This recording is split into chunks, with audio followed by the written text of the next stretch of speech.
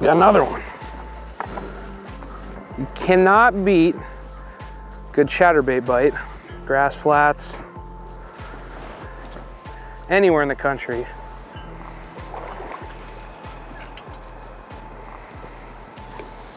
The way he ate that thing. ChatterBait, one of our new baits, called the Jerk. Epic chatterbait trailer. That's a little one, but we know there's big ones in here. So we just got to a new body of water. It's early springtime. Water's about 58 to 62 degrees, depending upon where you're at. And the best thing to do, at least a confidence bait that I have, is picking up a bladed jig and just beating the bank. This time of year, there's so many fish pushing up, pre-spawn, even spawning fish. And when the water's a little bit dirty like it is here, we're fishing a reservoir.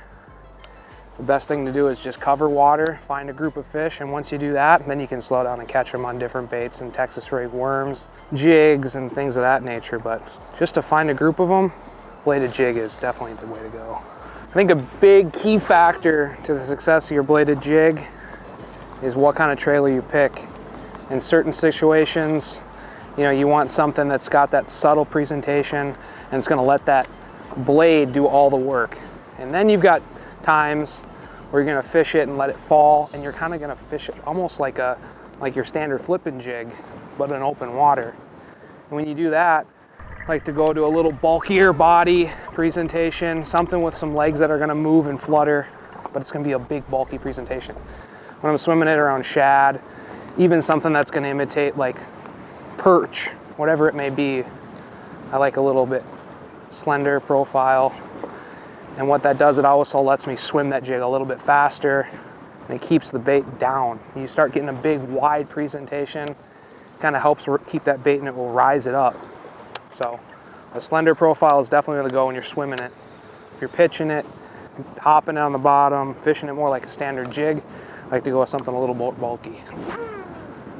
Just like fishing a crankbait, a jerk bait, swim bait, swim jig, you never just want to wind it in. Hopping it, stopping it, ripping it through grass, ripping it over tops of hydrilla is really a awesome way to get bit. You can trigger strikes, especially if those fish are in a really negative pattern and they're just kind of hanging out like we've got today. We have bluebird skies, wind, it's cold, and we've been winding around and hopping it and snapping it. And as soon as it gets near one, they can't stand it. They've got nothing else to do. I heard a guy once say they don't have hands, so the only way to get that thing away from them is eat it.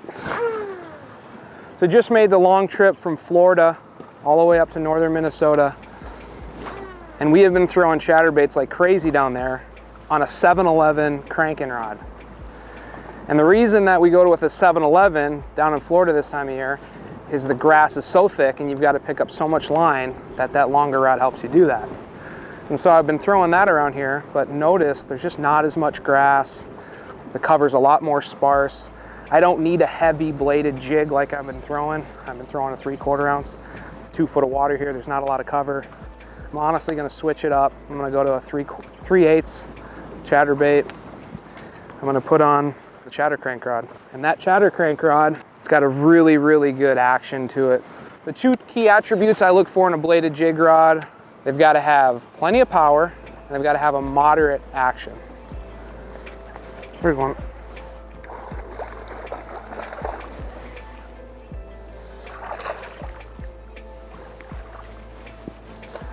Not a giant, but he ate the chatterbait.